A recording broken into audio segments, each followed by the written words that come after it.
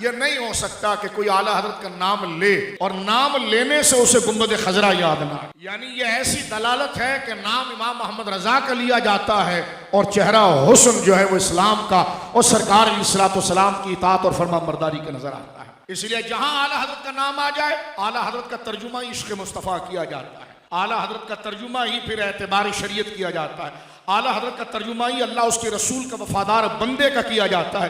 تو یہ نام خود اعتماد شریعت. چار یار ہوں، جملہ صحابہ ہوں، اہل بیت ہوں، غوث اعظم ہو، غریب نواز ہو، سرکار امام ربانی ہو، سرکار شیخ شہاب الدین سہرورد ہو، سرکار سید باالحق نقشبند ہو، جملہ اولیاء کاملین صالحین ہو، جب ان تمام کے ذکر کو ہم اکٹھا کسی جگہ پر دیکھتے ہیں تو اس شخصیت کا نام امام احمد رضا. یوں سمجھ لیجئے جیسے آپ بہت موٹی کتاب اٹھائیں جو کئی ہزار صفحوں پر ہو، آپ اس کی پہلے انڈیکس پڑھتے ہیں، فہرست پڑھتے ہیں. فہرست پڑھنے کے ساتھ آپ کو عنوان یاد آتا ہے. تو میں یہاں پر اعلیٰ حضرت کے شان کی جو فہرست پڑھ رہا ہوں تو آپ کے سامنے خود وہ عنوان یاد آتا ہے کہ وادی رضا کی کوہ ہمالا رضا کا ہے، جس سمت دیکھیے وہ علاقہ رضا.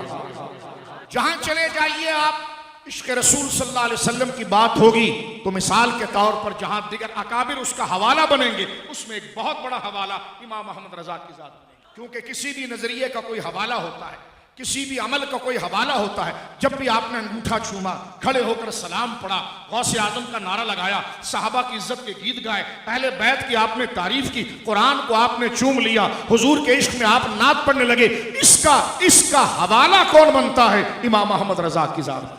یعنی اپنے اکابر کے تتبع میں جو بڑے اکابر ہیں ان کو تو سلام ہے.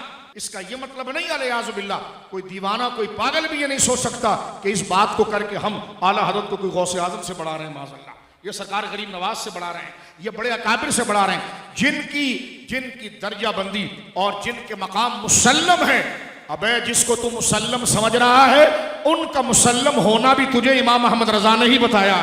یہ جو آج شریعت کی بات، چاہے وہ عشق اہل بیت ہو یا عزت صحابہ ہو یا مقام غوثیت ہو یا چراغ چشتیت ہو، آج یہ کسی اور سے نہیں، یہ امام محمد رضا کی محنت ہے کہ الحمدللہ.